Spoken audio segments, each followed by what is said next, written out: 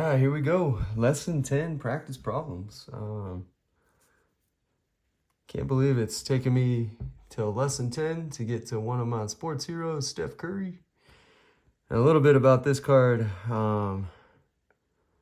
It's the Panini Prism, blue outline, and I think this thing's worth something. I actually looked it up one time, and it's mint condition. Is worth a lot. I actually got this as a gift from a teaching assistant, and I'll always treasure this one. Now I'm gonna hopefully get this one signed next year up in Tahoe.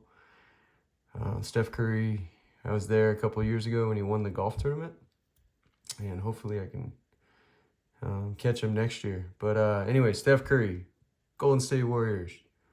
He's got 4 NBA titles. Who would have believed that? He had a rough start to his career. He had a bunch of ankle injuries. He was the leading point scorer in college, but he ended up going to Davidson, like a small school. I don't think he was heavily recruited for like Duke or North Carolina. I'm not quite sure. I don't want to make that assumption, but Steph Curry is the man. He is the best shooter of all time. Now, he's a point guard for the Warriors, part of the Splash Brothers, Steph, Thompson. They were the Splash Brothers, and then Draymond was there for all 4 championship runs, and so was Andre Iguodala. It was so much fun. So I was a big Kobe fan, so I followed the Lakers. I actually saw Kobe win his 5th title, but after Kobe retired, I officially went all in on Steph Curry. I'm going to stick with him until he retires, whichever team he goes to. I do like the Warriors, of course. I like the Bulls. I like the Lakers. I like the Warriors. Those are my teams.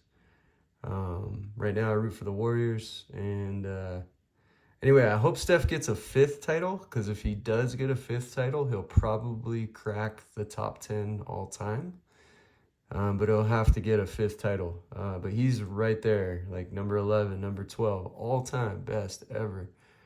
Let's talk about what he's got in his arsenal. Well, I don't know if you saw those Olympics games with Serbia and France, but if it weren't for Steph, USA would not have won a gold medal. LeBron got the MVP, but Steph saved us. He's clutch. He hits so many clutch shots towards the end of games, and he's a sniper. He'll hit from half court. He's deadly from half court. It's crazy. But what's cool about Steph is he's also got crazy handles, so he can blow by people. He's got all the tricks in the book. He can finish at the rim, like with the best of them. He's not a big dunker, but the artistry that he shows when he finishes at the hoop is unbelievable. His passing is like elite level. Some of the passes that he makes are just insane. He's a little small, so he sometimes gets criticized because like bigger guys can kind of push him around a little bit, but he's getting stronger over the course of his career, so he's not as little as he once was. But anyway, Steph Curry, the assassin. Do not leave this guy open. And if you double team him, he'll find ways around it. And he's so humble too. I love his leadership style. In fact, I kind of admire his leadership style. He's just he's a little it's not as like aggressively intense in your face, but you know beneath the surface he is. But he's a really nice guy, and I was always impressed with how he handled the Kevin Durant trade where KD came to the Warriors. He really like dropped his ego and found a way for Durant to mesh well with that Warriors squad. So anyway, Steph Curry's a man. Hopefully I'll see him in Tahoe this next summer. And he's also an incredible golfer. Probably could have gone pro in golf. But all right, Steph Curry. Anyway, lesson 10, practice problems. Here we go. Here are the 4 triangles that have each been transformed by a different transformation. Okay, let's talk about transformations. You have 3 plus 1 transformations. Now, the 3 are called rigid transformations. There's 3 rigid transformations we're going to talk about. Those are translations, rotations, and reflections. Also, I got the Steph Curry bracelet and the Kobe. On the back, it wore off, but he said,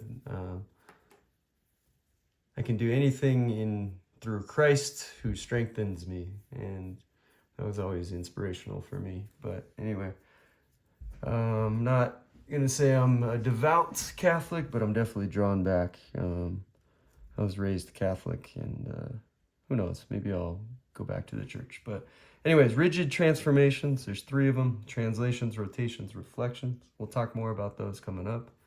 And there's one other transformation called a dilation, which we'll get to in Unit 3. These are going to come up in Unit 1 and 2. So those are like the 4 that we're really going to talk about. But that's transformation. So the triangles have been transformed. So they've been like moved, essentially. Or to be more specific, a series of rigid transformations and dilations. Now, these are the 3 rigid transformations. The question right here asks you, which transformation, remember there's 4 of them, is not a rigid transformation? So which of these 4, A, B, C, or D, is this one? Let me just circle that one. They're asking you, which one's the dilation? Basically. So A, B, C, A prime, B prime, C prime. Looks like same size, same shape. So with rigid transformations, you're going to end up with same size, same shape. Okay, so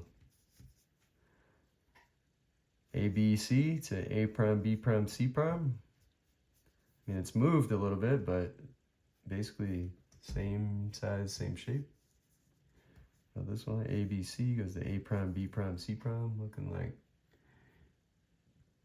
same size, same shape. Now, if you really want to test these, do you want to test these? Use patty paper. That's how you really know.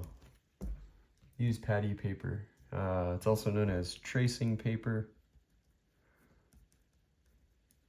Tracing paper is actually pretty expensive. Patty paper is pretty cheap. Now, what is patty paper? Well, it is, these are placed in between hamburger patties. So burger patties, that's why they call it patty paper.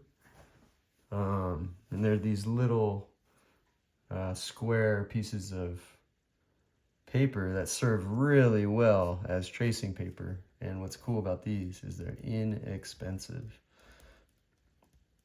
You can get 1,000 sheets for 15 bucks. 1,000 sheets for 15 bucks on Amazon or other retailers. Now, if you need some,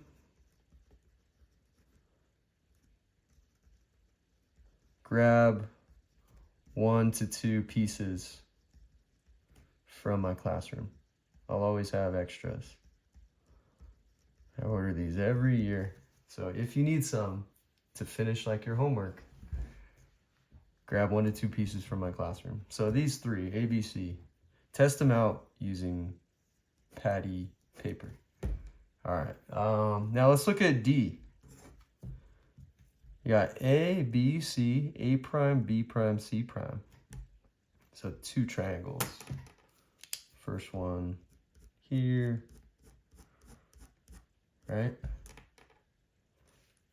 And second one has the primes. This is known as the pre-image. And this is known as the image. So pre-image, image. Pre-image, image. Pre-image, image. Let's look at the consistencies. The pre-image, just A, B, and C. The image, A prime, B prime, C prime. Got those little apostrophes. Now, this image is a dilated image.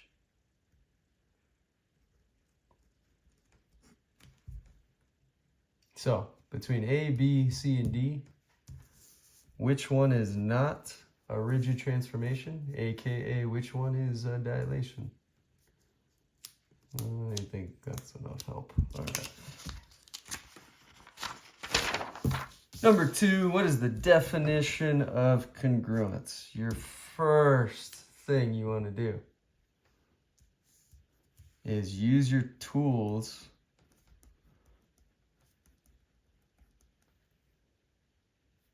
that you already have.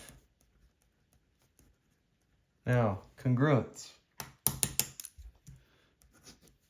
I could talk on and on about it, or you could just go to the glossary.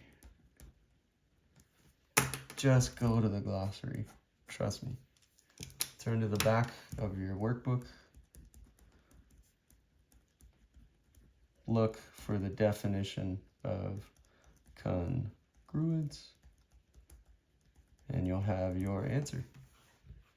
Use the tools that you have. Glossary, back of the workbook, congruence. Now, word wall document. You can use on the CFU. So if I've trained you to go to the glossary the whole time on your homework, well, guess what? Congruence is one of the key words. Fill out the word wall document before the CFU, and you'll have all your glossary terms that you need.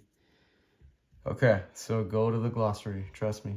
All right, number 3, there is a sequence of rigid transformations that takes A to A prime, B to B prime, and C to C prime.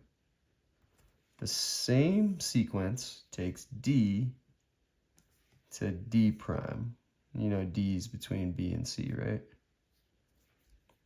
B prime, C prime. So D is going to be like over here, right? Draw and label D prime. Now, you can't just arbitrarily go like this and call it D prime. That's not good enough. You actually need to use tracing paper. Where's my tracing paper? Oh no, where are you, tracing paper? I guess I don't have any in Tahoe. That's fine though. Maybe I can figure it out. Yeah, this will work. All right, so I'm just gonna trace A, B, C, D, and label. A, B, C, and D. My best advice is just trace. Don't try to put your own spin on these. Just copy as best you can. Even the format of the lettering. Okay, so we're just going to connect these line segments. AC, AB, and BC, which is going to go through D. As long as I traced it. Get the same thing. So, all right, so we got a copy of our pre-image. This is the pre-image. This is the image. So we're starting red and we're going to end here. So they are saying that A and A prime line up. And remember, this is C. C is going to line up with C prime, so we're going to rotate clockwise until C and C prime are aligned, and B prime are aligned, and there we are. I'm going to put a sharp point that'll go through, I hope. Nope, that's enough. Let's let me do that again. So A to A prime. And we're rotating via A prime now till B lines with B prime, C with C prime. I think we're good. I might need to adjust a tiny bit. With patty paper, it's a little bit easier. I'm just digging in so I can get some sort of, yeah, there we go. Okay, it finally went through. There it is. There will be D prime. So I helped you on that one. Gave you the answer. All right, number 4. 3 schools are located at points A. So this is, we'll call this LPS. B, it's right here. We'll just call that Richmond High. And then C, we'll just call that JFK. All right. The school district wants to locate its new stadium at a location that will be roughly the same distance from all 3 schools. And that's fair. Like, we share a gym with the school. So I know we're right next door to them, but imagine you had 3 schools. They're only going to build a stadium that works for all 3. Why? Because money's tight. We can't build 3 stadiums. Maybe the resources are limited too. So where should they build the stadium? Explain or show your reasoning. Now, this was from a lesson we didn't even cover, but I still want to give you like my take on how I solved it. Now I know this is much busier than your workbook. Like, you're just going to see literally A, B, and C. But what I did is I took you'll see my circles that I constructed. I took the perpendicular bisector of BC, which, as you can see, is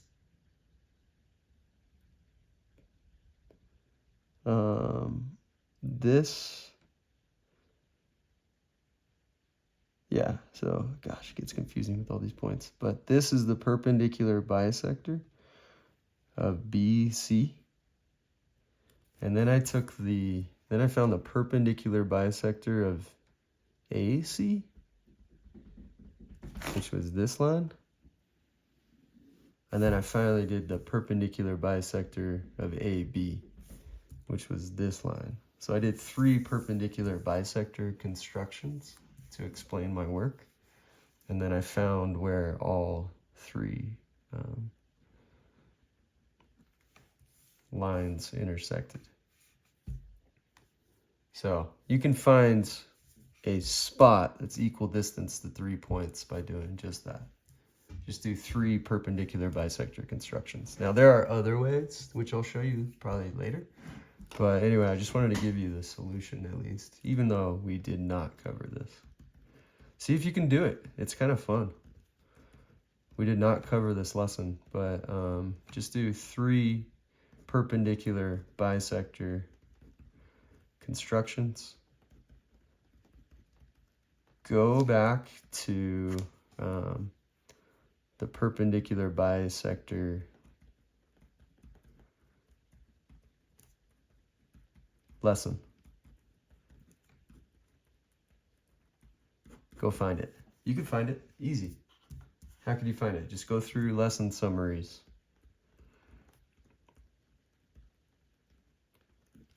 You could even start at the glossary.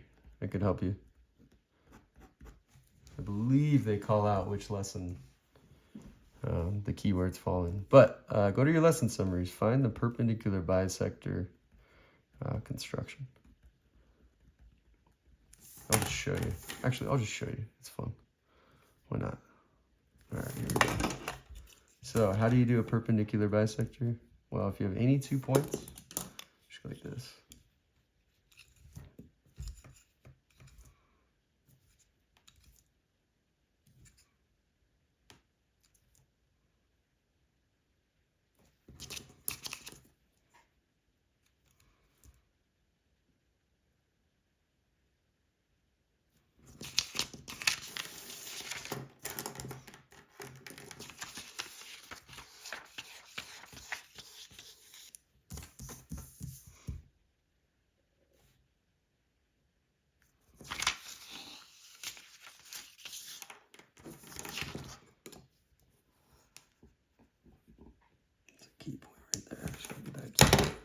but perpendicular bisector constructions. To find the perpendicular bisector of line segment AB, you just find the intersection points and then draw a line. So if you do 3 of them, so do 1, 2, 3, find where they intersect, you'll have your point. And this is cool. I mean, this could easily be real world. Imagine you become an athletic director. Athletic director. Imagine you're Mr. Chin. He coordinates with other schools. You're coordinating with 2 other athletic directors, ADs. And you're all trying to figure out, all right, what's going to work for all of us? Got to work together in this world, right? So 3 schools, that happens all the time. Could have been the 3 LPS schools. Hayward, Richmond, Oakland. I could foresee that totally happening. We could easily do that actually as a sample problem. I could get a map out, find the points of these schools, and then find a location for a stadium equidistant to all 3. Why would that be important? It'd be fair. That way all schools would only have to drive, or all schools would be the same distance from a stadium. That would be fair. Happens all the time. What about professional development meetings? We are lucky. We do a lot of them at Richmond. But sometimes we got to go to Hayward. Sometimes we got to go to Oakland. But how cool would it be if there was like a location equal distance to all 3 to make it equitable on the drive time? I could picture that being super important. I could probably even make a proposal to the principal based on this problem. Like, hey, just to be fair, like, why don't we do all our meetings equal distance from all 3 LPS campuses? Anyway, I'm trying to go real world as much as I can. All right, cool. Number 5, here we go. To construct a line, okay, construct a line, build a line, passing through point C that is parallel to AB. Hahn constructed the perpendicular bisector, hey, there it is again, of AB, and then drew line CD. The question is right here. Is CD, oh, there's my, disregard this. This was from the last problem. Is CD guaranteed to be parallel to AB? So is line CD guaranteed to be parallel to AB? I'm going to tell you the answer. It is no. Explain how you know. What Hahn should have done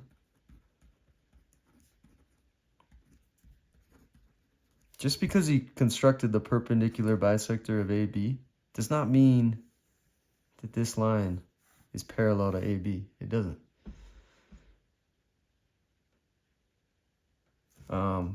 What Hahn could have done, and I'm going to use whiteout for a bunch of this.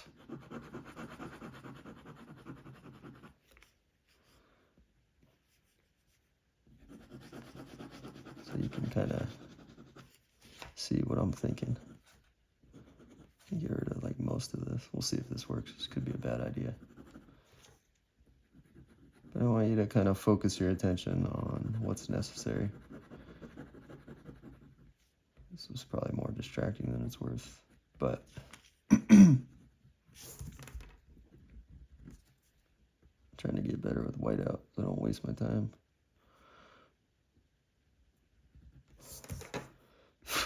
This is madness.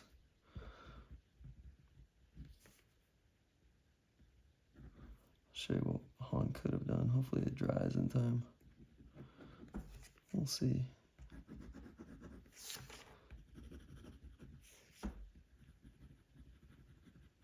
Here's what Han should have done to guarantee it. Okay, so what we're gonna do, I'm gonna do, let's just call this C right here. So, say you got AB. I'm gonna try my best. I may make some compass errors, and that's okay. This is what Han should have done. I'm gonna do the perpendicular line through a point construction. So bear with me. This is taking a lot of brain power. So to make a perpendicular line through a point that's not on the line, you have to do this. Come on, white out, work with me. You build a circle from one of the points to C. So from A to C, you build this circle with radius AC, center A. And then you go over here, you build this circle, center B, radius BC. About to add another 5 minutes to my video. Oh well. Geometry's meant to go slow. Plus, might as well just keep trying new stuff. All right. So here we go. Now we got a perpendicular line to AB that goes through C, right? Now, what you need to do is build another perpendicular line to this one that goes through C. And I'll show you the easiest way to do that. Grab your compass, build a circle, center C. Radius is not super important on this one. I'll show you why. We are going to build circle center C. Mark these points. And we're going to do the perpendicular bisector.